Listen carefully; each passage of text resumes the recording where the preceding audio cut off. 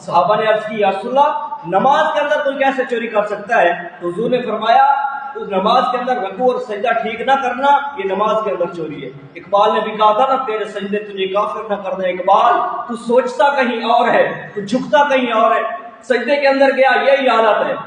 آج زمین کے اندر سپرے کون سا لگانا ہے، کھاد کون سی ڈالنی ہے، بیج کون سا ڈالنا ہے، بس دکان کے اندر نئی چیز کون سی انویسٹ کرنی ہے میں نے یہی سوچ رہا ہے۔ اللہ تعالیٰ فرما رہے ہیں ایسی نماز پڑھنے والے ان کی نماز ان کے منہ پر مار دی جاتی ہے۔ اللہ زینہ عمان صلاتین ساہون، جو ایسی نماز پڑھتے ہیں ان لوگوں کے لیے خرابی ہے۔ اللہ زینہ ہم یراؤن، اور جو دکھلاوا کرتے ہیں، ادھر سے مال دے رہا ہے، آٹا دیا، گھی دیا، ادھر سے سیلفی بنا رہا ہے میں فلاں غریب کو دے رہا ہوں۔ حدیث مبارکہ کے اندر یہ الفاظ ہے دائیں ہاتھ سے دیا بائیں ہاتھ کو پتہ نہ چلے کہ میں نے کون سی چیز دی، اور نفل نہیں ہے فرض نماز۔ پیچھے مقتدی جو کھڑے ہیں وہ کوئی اور نہیں ہے، ابو بکر کھڑا ہوا ہے پیچھے، عمر عثمان و علی کھڑے ہوئے، طلحہ زبیر کھڑے ہوئے، حضرت بلال کھڑے ہوئے۔ وہ فرما رہے میں فرض نماز پڑھا رہا ہوں، سورۃ فاتحہ شروع کر چکا ہوں، ادھر سے میرے گھر کا دروازہ کھلا، ایک بار میری ماں نے مجھے کہا بیٹا محمد نماز توڑ کے اپنی ماں کی بات سنتا۔ أَرَأَيْتَ الَّذِي يُكَذِّبُ بِالدِّينِ فَذَلِكَ الَّذِي يَدُعُّ الْيَتِيمَ وَلَا يَحُضُّ عَلَى طَعَامِ الْمِسْكِينِ فَوَيْلٌ لِّلْمُصَلِّينَ الَّذِينَ هُمْ عَنْ صَلَاتِهِمْ سَاهُونَ الَّذِينَ هُمْ يُرَاءُونَ وَيَمْنَعُونَ الْمَاعُونَ۔ اللہ تعالیٰ اس کے اندر فرما رہے ہیں کہ آپ نے اے میرے محبوب اس شخص کو دیکھا ہے جو آخرت کا انکار کرتا ہے۔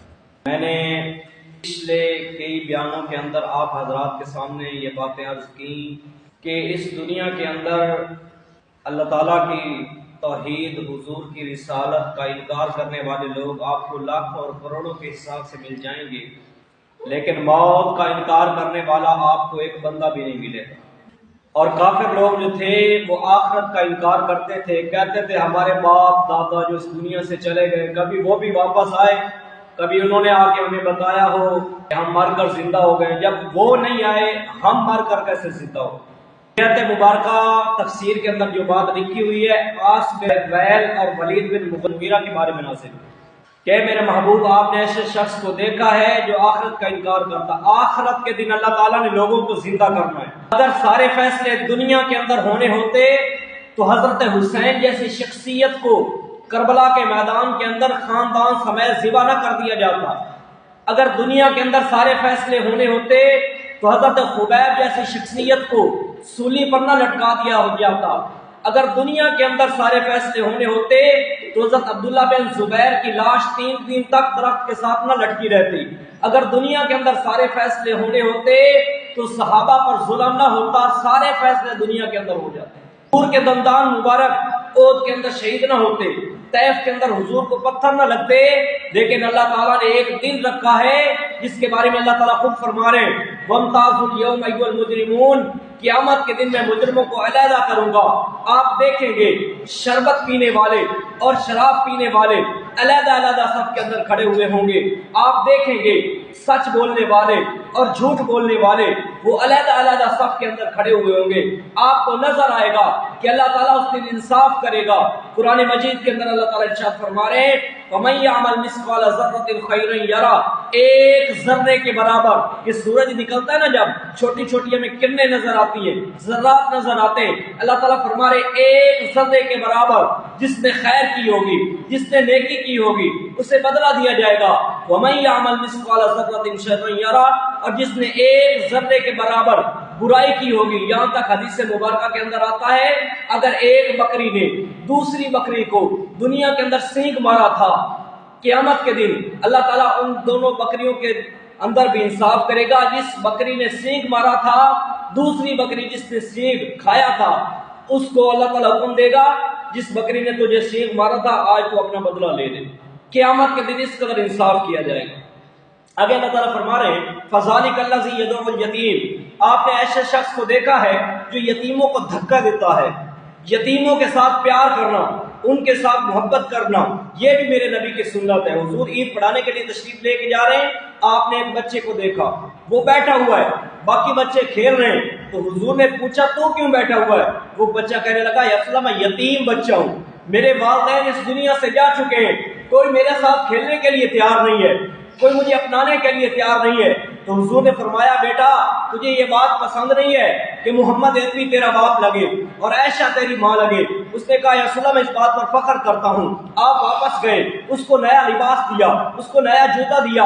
حضور انگلی پکڑ کر اس بچے کی اپنے ساتھ لے کے جا رہے ہیں اور وہ بچہ کہتا ہے سارے لوگ مجھ پر رش کر رہے تھے، وہ بچے مجھے دیکھ رہے تھے کہ میرے ہاتھ کے اندر اس بندے کا ہاتھ ہے جو اللہ کا بھی محبوب ہے اور جس کے ساتھ لوگ بھی پیار کرتے ہیں، محبت کرتے ہیں۔ سارے لوگ مجھ پر فخر کر رہے تھے۔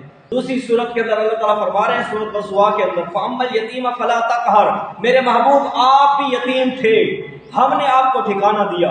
حضور علیہ السلام ابھی پیدا نہیں ہوئے، اپنی ماں کے پیٹ کے اندر ہیں، باپ کا سایہ سر سے اٹھ جاتا ہے۔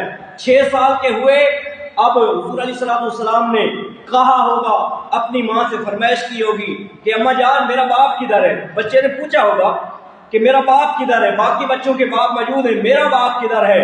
تو حضرت آمنہ نے کہا ہوگا کہ بیٹا تم نے اپنے باپ کی زیارت تو نہ کی، آج تم کو میں یعنی جو تمہارا باپ ہے اس کے قبر کی زیارت کروا کے لے کے آتی ہوں۔ حضرت آمنہ نے اپنے بچے کی انگلی کو پکڑا، ابوا کی وادی کے اندر پہنچتے ہیں۔ حضرت آمنہ کی بھی طبیعت خراب ہو گئی، پتہ نہیں حضور نے اپنے والد کی قبر کی زیارت کی یا نہ کی، کتابوں کے اندر یہ بات موجود نہیں ہے، لیکن حضور علیہ السلام جب وہاں پر پہنچے حضور کی والدہ کی طبیعت خراب ہوگی، ماتھے پر پسینہ ہے، ایسے لگتا ہے حضرت آمنہ کی عمر 25 سال ہے، ماتھے پر پسینہ، اور اسی طرح حضرت آمنہ کو گھبراہٹ ہو رہی ہے، ایسے لگتا ہے جیسے حضرت آمنہ کو ہارٹ اٹیک ہوا ہوگا۔ لیکن حضور علیہ السلام بار بار اپنی ماں پر آ کر لیٹ جاتے ہیں اور کہتے ہیں اماں جان تجھے تو خبر ہے کہ تیرے بغیر میرا کوئی نہیں ہے، تو مجھے چھوڑ کے کہاں جا رہی ہے؟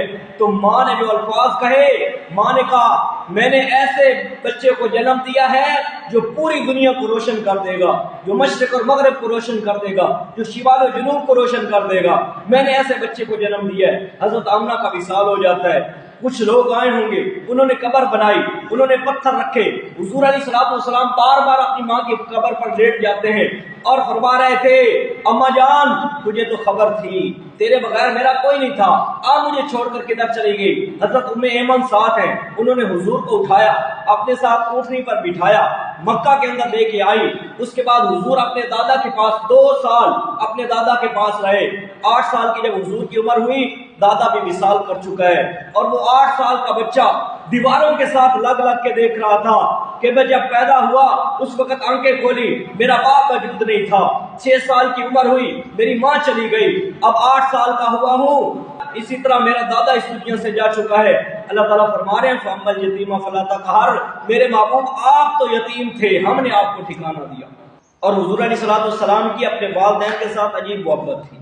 آپ جب حج کے لیے چلے نا مدینہ سے، آپ ابوا کی وادی کے اندر پہنچے، وہ بڑی پتھریلی جگہ ہے، وہاں پر پتھر موجود ہیں، بڑی پتھریلی جگہ ہے۔ جب حضور وہاں پر پہنچے، حضور کے ساتھ 70,000 لوگ ہیں، 70,000 صحابہ، اور صحابہ بھی ایسے ہیں جو آپ پر جان دل و جان سے آپ سے محبت کرتے ہیں، اپنی جان قربان کرنے کے لیے حضور پر تیار ہیں۔ اللہ کی زیارت ہو چکی ہے، حضور کو اللہ کا دیدار ہو چکا ہے، حضور علیہ السلام جنت کی سیر کر چکے ہیں، عرشوں کی سیر حضور کو کروائی گئی۔ اس کے بعد حضور علیہ السلام حج کے لیے چلے ہیں ابوا کی وادی کے اندر، جہاں پر ٹھہرنے کے لیے جگہ بھی موجود نہیں۔ حضور نے 70,000 صحابہ کو حکم دیا کہ آپ نے رات یہاں گزارنی ہے، اور رات میں اپنی ماں کی قبر کے پاس گزاروں گا۔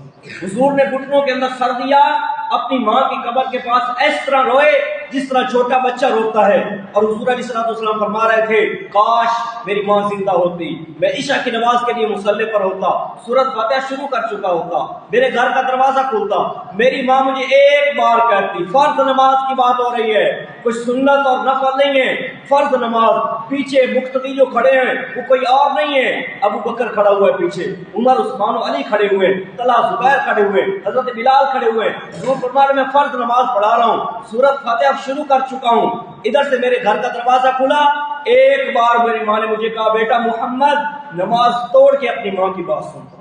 یہ والدین کے حضور علیہ السلام نے حقوق اور خدمت بتائی ہے کہ والدین کے ساتھ محبت کرو، جن کے والدین زندہ ہیں ان کی خدمت کر کے جنت حاصل کر لو۔ اللہ تعالیٰ فرما رہے ہیں، حضور علیہ السلام کی حدیث مبارکہ ہے الجنت تحت اقدام الامہات، اللہ تعالیٰ نے جنت کو اٹھا کر ماں کے قدموں کے نیچے رکھ دی ہے، تو اپنے والدین کی خدمت کر کے جنت حاصل کر لو۔ ولا يحض على طعام المسکین، اور یتیم کو کھانا نہ خود کھانا کھلاتا ہے نہ دوسروں کو ترغیب دیتا ہے۔ فویل للمصلین، آگے اللہ تعالیٰ فرما رہے ہیں کہ نماز پڑھنے والے